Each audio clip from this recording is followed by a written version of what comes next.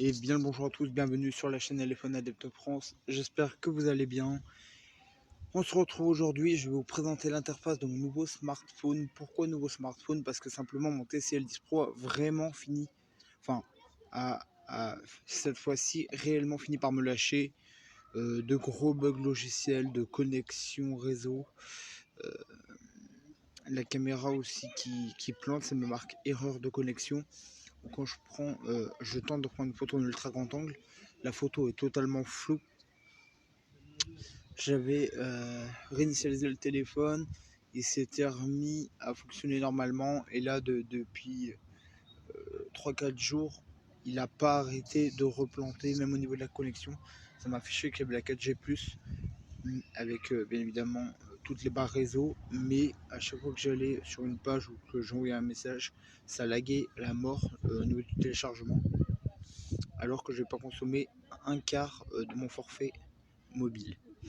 Donc, passons à la suite. Je vais vous présenter du coup l'interface de mon nouveau smartphone, et après je ferai une prochaine vidéo pour vous montrer globalement à quoi il ressemble et toutes les fonctionnalités. Il a même des petites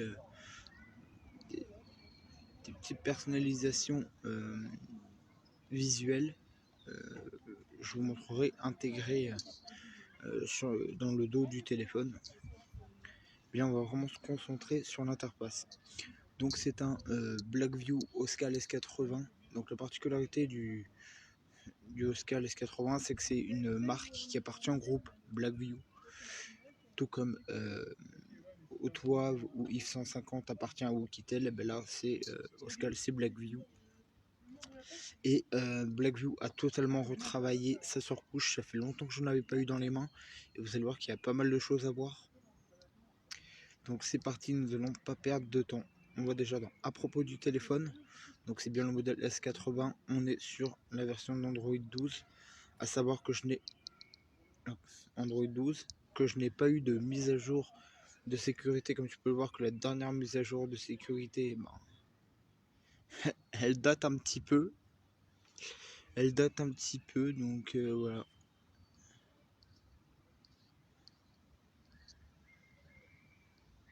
Voilà. J'ai activé le numéro de build, à savoir, donc là tu le verras pas, mais que ce smartphone tourne sous le processeur Mediatek Helio G85, un bon processeur milieu de gamme. Il a la particularité d'avoir 6 Go de RAM de base, mais tu peux étendre la mémoire en rajoutant 4 Go de RAM virtuelle que tu vas piocher dans le stockage pour en tout avoir 10 Go de RAM. On a 128 Go de mémoire, c'est extensible avec une carte micro SD. Donc le tiroir de SIM propose une nano SIM ou une SD ou deux nano SIM. On a un écran en Full HD+, on a caméra, donc là ils en affichent que deux, mais il y en a plus que deux. On a une caméra de 12 mégapixels en caméra principale, de type Sony IMX, mais j'ai pas la référence exacte, je vous donnerai ça dans une vidéo plus complète. On a une caméra avant de 8 mégapixels, il faut savoir qu'on a un mode macro, il me semble, de 2 mégapixels, et on a une caméra ultra grand angle de 8 mégapixels qui n'est pas spécifiée ici. Donc voici. Donc la nouvelle surcouche de Blackview, ça s'appelle Dock OS. On est sur la version V3.0 et vous allez voir que cette surcouche a été améliorée, qu'il y a beaucoup de personnalisation, il y a beaucoup de trucs. Donc c'est parti. Donc déjà tu vas dans écran. Donc là ok. Mais lampe de respiration, ça je sais pas ce que c'est, mais c'est activé. Faut savoir que ce smartphone a une LED de notification, donc je pense que c'est en rapport avec la LED de notification, car il faut savoir que derrière, en dessous de l'appareil photo, j'ai aussi une bande LED qui s'illumine en fonction du tempo de la musique, ce genre de choses, qui je pense peut être personnalisable, mais je n'ai pas trouvé l'option pour le moment. On a soulevé pour activer, donc ça veut dire que la reconnaissance faciale, tout le téléphone vers vous, il va vibrer et ça va automatiquement vous amener sur le menu d'écran de votre smartphone. Ça veut dire que voilà, vous haussez le téléphone vers vous et se déverrouille en quelques secondes. Draw Mark Light Banner. Donc ça, je vous laisse voir, c'est pour le système de LED, comme je vous l'ai dit. Fonctionnalité, fond d'écran et personnalisation. Donc là, on a plein de choses. On a les thèmes. Donc on a 2 thèmes, mais pas que. Vous allez voir qu'il y a une autre boutique ailleurs. On a les fonds d'écran, donc ça c'est les fonds d'écran que moi j'ai mis. Et dans la boutique de thèmes en fait, qui se situe ailleurs dans le téléphone, vous aurez les fonds d'écran que vous aurez téléchargés qui vont se mettre sur ici. Ça c'est 2 fonds d'écran que j'ai téléchargés pour voir. Et après vous pouvez aller vers Mas Fondo de Pantala. Donc malheureusement c'est pas traduit. Voilà, malheureusement. Donc c'est une application qui est pas traduite. Voilà, pour voir que ça charge un peu le temps d'installer. On dirait limite des tableaux de peintres qui ont été rafistolés, enfin pas rafistolés, mais retravaillés pour en faire des fonds d'écran. C'est l'impression que ça donne. Après, vous avez catégorie. Mais ça, je précise que c'est pas une application.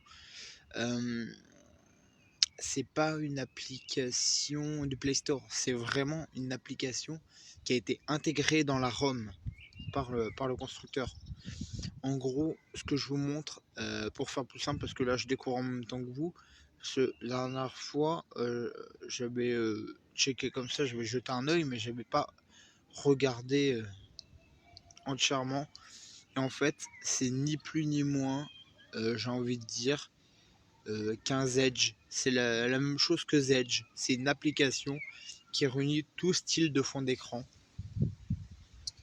de différentes sortes. Pourquoi pas? C'est, on va dire, c'est un petit système de personnalisation supplémentaire qui est bon à prendre. Après, ici dans Icon, bon, ben dans Icon, c'est le même style que Nova Launcher. Là, tu as 3 packages. Bon, ça veut pas, je sais pas pourquoi fonctionner. Hop, regarde, là, ça télécharge. Hop, ah si, ça a rebasculé. C'est que la dernière fois, alors, c'est un petit souci logiciel qui devrait être corrigé, je pense, car ce smartphone en soi est assez récent. Mais la dernière fois, ça n'a pas voulu me basculer dans le choix des icônes que j'ai choisi. Là, ça a basculé. Regardez, ça n'a pas rebasculé dans le thème d'icône que j'ai choisi. Je ne sais pas pourquoi. Et des fois, ça marche. Des fois, ça fonctionne pas. C'est un coup sur 10 que ça fonctionne en fait. Un coup sur 10. Ou sinon, c'est quelques heures après que vous ayez voulu, enfin que vous ayez choisi votre thème, que ça va finir par l'installer. Je sais pas pourquoi ça me fait ça, mais c'est bon à savoir. Il y a ça au moment où vous pouvez choisir le format des icônes également. Donc sur ça, je pense qu'on a assez dit. On va aller dans batterie. Tu peux voir qu'on va 79% de batterie. Je l'ai pas chargé à fond ce matin. Et voilà, tu vas comprendre pourquoi. Autre particularité en parlant de la batterie, il faut savoir que ce smartphone possède une batterie de 13 000 mAh avec une recharge rapide de 33 watts. Donc c'est vraiment très bien. On va dans bien-être numérique, c'est là en fait comme dans quasi tous les tels de l'outdoor, vous allez voir vraiment que j'ai pas chômé. Voilà. Et encore là c'est rien. Hier j'étais déjà, je l'avais chargé hier matin à 100%. J'arrive le soir à peu près à un peu plus de 8 heures d'utilisation. Il me restait encore 55% de batterie. Donc autant vous dire que ce smartphone, il vous tiendra facilement en, je pense, au moins 10-11 heures sans aucun problème. Là, je suis avec mes écouteurs, comme vous pouvez le voir, Realme, pas Realme, mais Jabra Elite 65T. Et vous pouvez voir que je suis encore à 79% de batterie alors que je l'ai débranché ce matin. Et quand je l'ai débranché ce matin, j'étais à 82% de batterie. Du moins, 87. Je sais plus. Oui, 87% de batterie. Et là, je suis tout juste à 79% de batterie. C'est énorme. Je vous dis, question d'autonomie. Bon, j'ai quand même, au niveau des paramètres, j'ai quand même supprimé toutes les données d'arrière-plan des applications qui consommaient quand même. J'ai préféré et ça améliore vachement l'autonomie de votre smartphone. Donc, sur ça, on est bon, je vous ai montré tout ce que je voulais vous montrer. Donc l'interface se présente comme ceci. C'est un système à prévoir, des applications. Il faut savoir aussi que vous pouvez avoir tout directement dans le menu d'accueil, c'est votre choix. Nous allons passer maintenant directement. Voilà, là j'ai fait un package avec les jeux. Je vais vous montrer après. On va dans appareil photo. Il y a plein de choses à dire là aussi. Donc, on a un mode vision nocturne, mais je vous invite pas à l'utiliser parce que simplement il ne fonctionne pas, c'est décoratif. Dans la vidéo, tu peux aller jusqu'en Full HD et la grosse particularité, c'est que tu as vraiment de la stabilisation, donc stabilisation numérique. Et de la vraie, c'est pas comme sur mon Doogee S99 où j'enclenchais en fait le mode stabilisation vidéo, mais comment dire, quand tu chargeais une vidéo, simplement, quand tu lançais une vidéo, en fait, ta voix était totalement décalée par rapport à l'image et la stabilisation, en fait, ne servait à rien car la vidéo en soi était inexploitable, ce qui n'est pas le cas sur ce modèle-là, je précise. À l'avant, salut à tous les amis, sur la caméra du 8 mégapixels, on peut également filmer en Full HD, on a également de la stabilisation vidéo. Je vous laisse regarder la suite des paramètres si cela vous intéresse. Image, on va se faire ça, donc il faut savoir que on a le flash, on a du HDR auto, voilà, pour une petite photo, je vais vous montrer ça en temps réel, et vous pouvez voir que pour du 8 mégapixels, c'est détaillé, c'est vraiment propre. Je précise aussi que la caméra frontale est également une type Sony.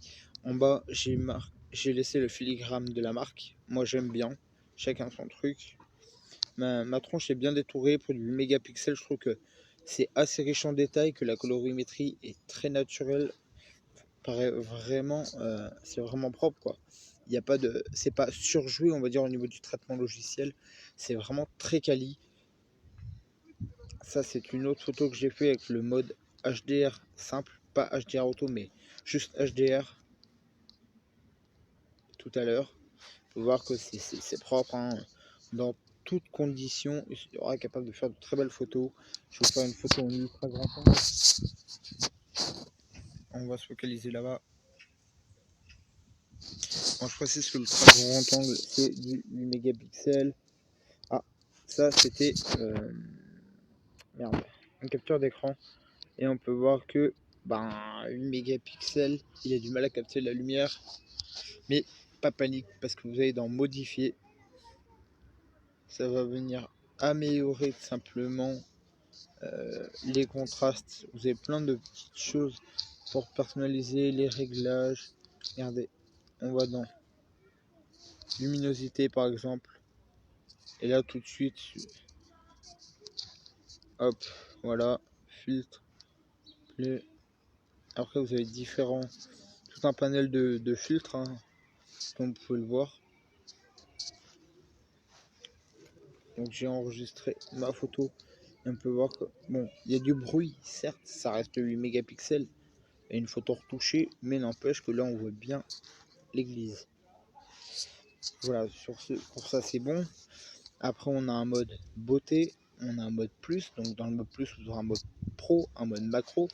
Je vais vous faire une macro, donc je précise qu'elle est de 2 mégapixels. Hop, et vous pouvez voir que pareil, on a une macro qui est belle, on a une macro qui est nette. Certains diront que la macro ne sert pas grand chose, mais moi j'aime bien la macro, je la trouve très utile et je m'en sers souvent. Donc voilà, donc le mode plus, on a un mode panoramique, on a un mode portrait. Donc je vais te reprendre ma tronche pour le mode portrait. Là tu peux choisir l'intensité du mode portrait.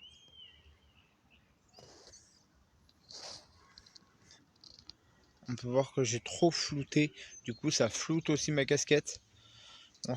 Mais hop, on se la refait.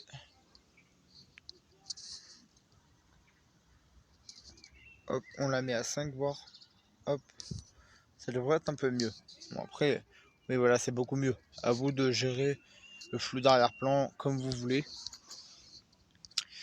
Pop, donc on a un mode noir et blanc également. On retourne dans l'image, on a même un zoom, voilà. où vous pouvez zoomer, je tiens à préciser, jusqu'à 10 fois, comme vous pouvez le voir. Mais pour voir que le rendu est dégueulasse, moi je vous conseille de zoomer jusqu'à maximum 3 fois. Parce qu'après le rendu, voilà, 3 fois, ça commence déjà à être limite, mais ça reste largement correct pour ceux sur les réseaux sociaux. Voilà. Après, faut pas oublier que ça reste du 12 mégapixels par défaut.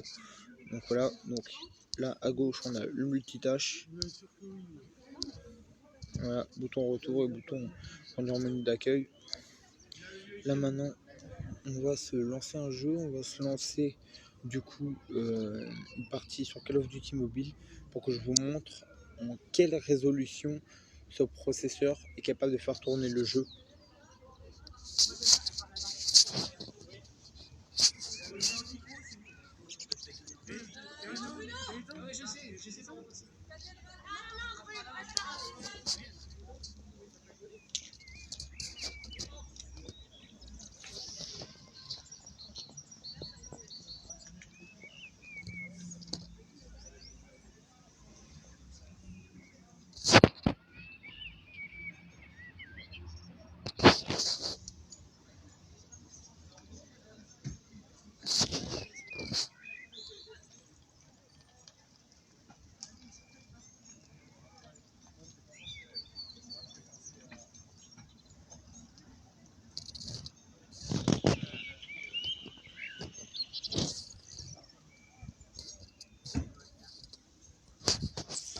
Non, on va dans multijoueur.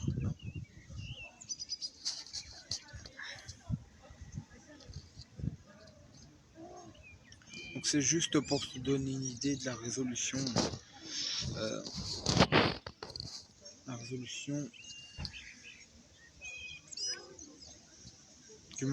En quelle résolution le processeur est capable de faire tourner le jeu.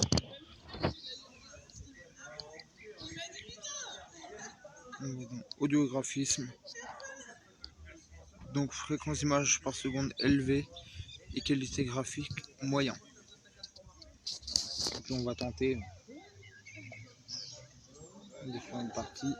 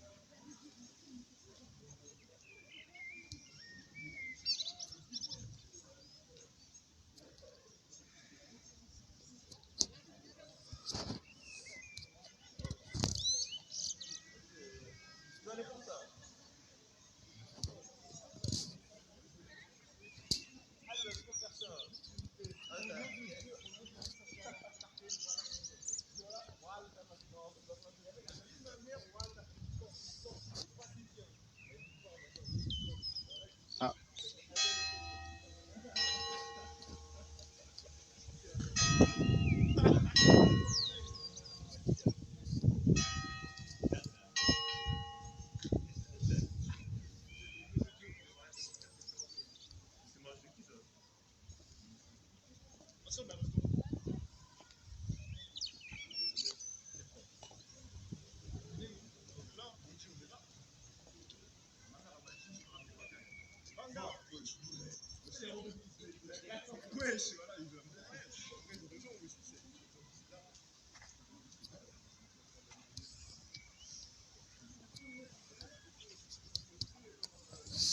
Enfin, vous la voyez que ça joue super bien, que ça lag pas, que c'est réactif.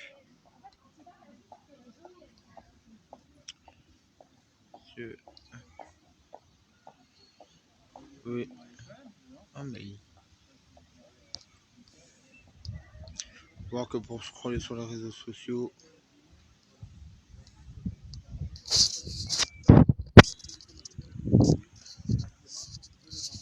ça tourne bien. Il n'y a pas de ceci. Enfin voilà, c'était pour montrer un petit aperçu. On va regarder une petite vidéo vite fait également sur YouTube. Et après, je vous montrerai le panel là-haut que je vous ai pas encore montré. Vidéo nature 4K. Je vous montrerai en quelle résolution. Regardez les vidéos.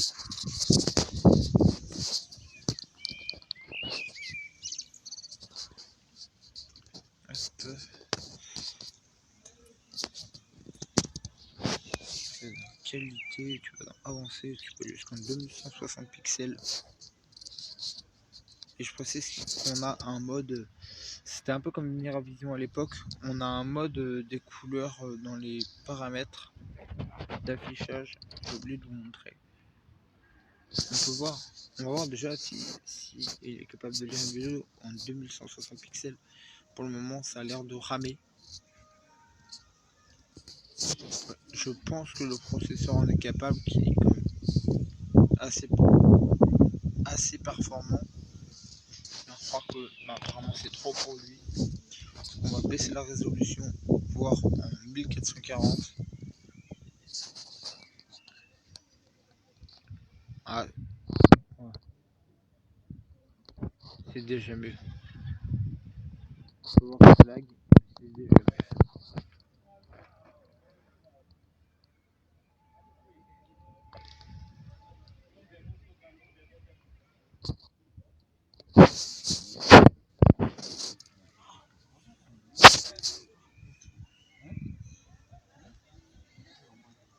Ça rentre pas trop en 1440.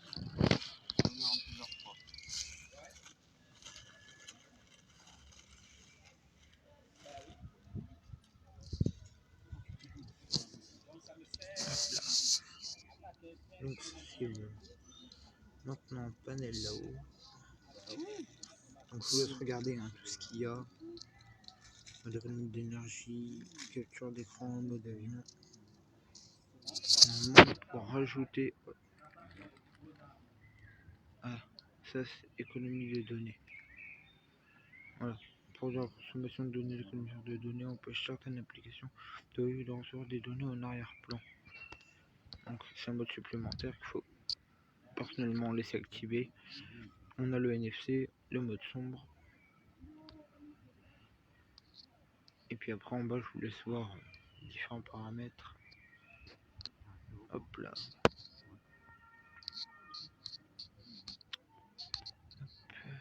Météo. Du coup ce que je vous disais dans les paramètres, normalement on se met que c'est dans affichage. Hop. Voilà, température des couleurs et optimisation de l'écran. Donc moi c'est en brillant, après tu peux personnaliser toi-même. Ou ouais voilà, je te dis plus chaud, plus froid, moi je laisse en brillant, c'est mieux. Enfin voilà, et plein de petits paramètres qu'on verra en détail lors de la vidéo complète. Sur ce, prenez soin de vous et on se dit à une prochaine, ciao.